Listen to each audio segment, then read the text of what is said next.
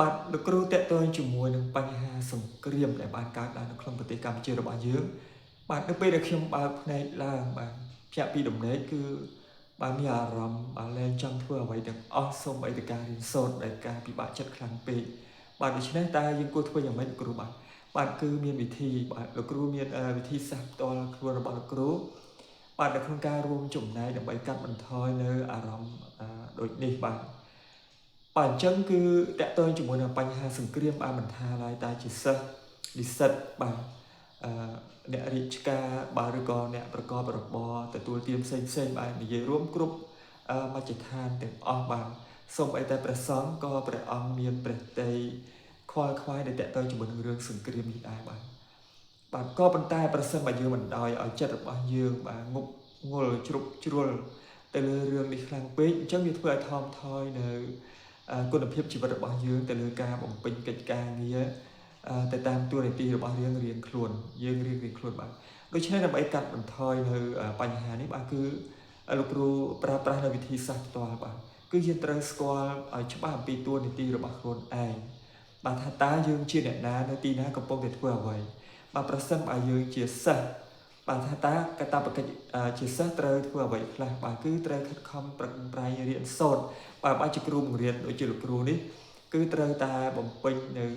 កាតព្វកិច្ចជាគ្រូបង្រៀនឲ្យបានត្រឹមត្រូវទៅតាមកាលវិភាគបាទទៅតាមខ្លឹមសារមេរៀនដែលបានកំណត់បាទអញ្ចឹងគឺនៅពេលដែលយើងស្គាល់ច្បាស់អំពីតួនាទីរបស់ខ្លួនឯងហើយយើងធ្វើវាឲ្យបានល្អបាទយើងនឹងកាត់បន្ថយបាទហើយនៅពេលដែលយើងកំពុងតែមានដំណើរការប្រព្រឹត្តទៅនៅក្នុងកិច្ចការងាររបស់យើងនោះគឺយើងត្រូវចេះធ្វើសមាធិចិត្តបាទចេះទាញចិត្តដែរបាទចេះទាញចិត្តរបស់យើងមិនអោយគិតអ្វីក្រៅអំពីអ្វីដែលយើងកំពុងតែធ្វើនេះទេបាទបើសិនជាគ្រូបង្រៀនបាទត្រូវតែប្រឹងប្រែងបង្រៀនសិស្សបញ្យល់សិស្សដោយអារម្មណ៍មូលស្មើផ្ដោតតែទៅលើខ្លឹមសារមេរៀនបើជាសិស្សគឺត្រូវតែខិតខំត្រង់ត្រាប់ស្ដាប់គ្រូបញ្យល់នៅពេលណាដែលអារម្មណ៍របស់យើងបែកនឹកទៅដល់រឿងបញ្ហាប្រទេសជាតិរឿងសង្គ្រាមដែលកើតឡើងហ្នឹងគឺយើងត្រូវទាញចិត្តរបស់យើងឲ្យចូលមកក្នុងមេរៀនរបស់យើងវិញ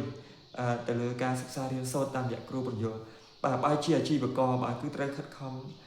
ធ្វើយ៉ាងម៉េចប្រឹងប្រែងលក់ដូរផលិតផលរបស់ខ្លួនបាទកុំលក់បណ្ដានឹកទៅដល់រឿងសង្គ្រាមបណ្ដាជាធ្វើឲ្យការរកស៊ីរបស់យើងនឹងវាថមថយបាទវាអត់រលូនល្អបាទអញ្ចឹងនេះគឺគ្រាន់តែជាឧទាហរណ៍ងាយខ្លីៗបាទគឺអ្វីដែលសំខាន់គឺសមាធិចិត្តបើការធ្វើសមាធិចិត្តចេះទាញចិត្តរបស់យើងឲ្យងាកចេញអំពីបញ្ហាដែលកំពុងតែគិតផ្ដោតហ្នឹងមកធ្វើកិច្ចការដែលយើងកំពុងតែប្រឈមចំពោះមុខក្នុងពេលឥឡូវនេះបាទក្មួយបាទប្រសិនបើយើងគិតតែពីបញ្ហាសង្គ្រាមហើយយើងរហូតទៅដល់ទុនជ្រាយលែងចង់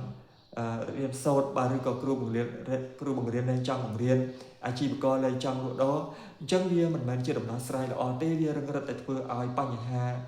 ប្រទេសជាតិរបស់យើងកាន់តែធ្ងន់ធ្ងរបាទប្រសិនបើយើងទុនជ្រាយនៅក្នុងការរៀនសូត្រអនាគតរបស់យើងយ៉ាងម៉េចបើសិនគ្រូបង្រៀនលែងមានចិត្តចង់បង្រៀនសិស្សលែងផ្ដល់ចំណេះដឹងដល់សិស្សបើសិនជាអាជីវករឬក៏មន្ត្រីរាជការឬក៏អ្នកផ្សេងទៀតដែលអាចរកចំណូលបានសម្រាប់ផ្គត់ផ្គង់គ្រួសារជួយជ្រោមសេដ្ឋកិច្ចជាតិបាទមានកម្លាំងចិត្តថមថយហើយមានស្មារតីបាក់ស្បាតមិនបានបំពេញតួនាទីរបស់ខ្លួនឲ្យបានពេញដៃពេញជើងនោះទេអញ្ចឹងភាពអវិជ្ជមានហ្នឹងវាកាន់តែកើតមានឡើងចំពោះខ្លួនឯងគ្រួសារនិងសង្គមជាតិយើងទាំងមូលផងបាទដូច្នេះលោកគ្រូផ្ដល់នៅវិធីសាស្ត្រតរបស់លោកគ្រូបាទដែលក្មួយបានចោទសួរទៅលើបញ្ហាហ្នឹងបាទសំខាន់គឺធ្វើសមាធិចិត្តបាទចេះទាញចិត្តរបស់យើងបាទចិត្តរបស់យើងគឺវារត់រាយណាស់បាទវារត់ទៅនេះទៅនោះបាទតែមួយផ្លែតហ្នឹងវាគិតរាប់រយរាប់ពាន់បញ្ហារាប់ម៉ឺនរាប់សែនបញ្ហាបាទនៅក្នុងចិត្តបាទខណៈចិត្តរបស់យើងមួយនឹងដូច្នេះយើងត្រូវចេះទាញចិត្តរបស់យើងឲ្យចូលមកប្រឈមជាមួយនឹងបញ្ហាដែលកំពុងតែធ្វើបាទរៀនគឺផ្ដោតលើការរៀនសូត្របើបង្រៀនផ្ដោតលើការបង្រៀនបើរកទទួលទានផ្ដោតលើការទទួលទានបើកំពុងបំពេញកិច្ចការអីមួយគឺត្រូវធ្វើអារម្មណ៍របស់យើងឲ្យមូលស្មើនៅលើកិច្ចការមួយនោះបាទហើយការគិតគូរអំពីប្រទេសជាតិគឺយើងត្រូវតែមានដែរក៏ប៉ុន្តែយើងបែងចែកពេលវេលាឲ្យបានដាច់ជាមួយនឹងកិច្ចការស្នូលរបស់យើងហើយនឹងពេលវេលាដែលត្រូវគិតពីរឿងជាតិថាតើយើងអាចជួយអីបានបាទបើសិនយើងមាន សមត្ថភាពលទ្ធភាពអាចជួយអ្វីទៅដល់ជាតិបានគឺយើងធ្វើទៅតាមនឹងទៅបាទសតិសម្បញ្ញៈមនសិការគឺ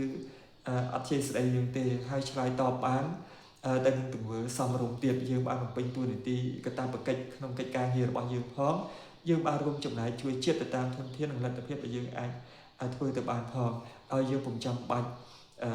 គិតគូរងប់ងល់ជ្រុលទៅលើកិច្ចការប្រទេសជាតិរហូតដល់ភ្លេចតួនាទីរបស់ខ្លួនឯងដែលថយគុណភាពជីវិតបានបាទនេះគឺជាចម្លើយគោលខ្លីៗបាទដែលឆ្លើយតបទៅនឹងសំណួររបស់ក្មួយដែលបានចោទសួរលោកគ្រូបាទដែលជានិស្សិតរៀននៅសាកលវិទ្យាល័យភូមិន្ទភ្នំពេញដែលមានបញ្ហា stress កើតឡើងនៅពេលដែលស្រុកមានសង្គ្រាមបាទសម្រាប់ពេលនេះបាទសូមអរគុណសូមជម្រាបលាបាទ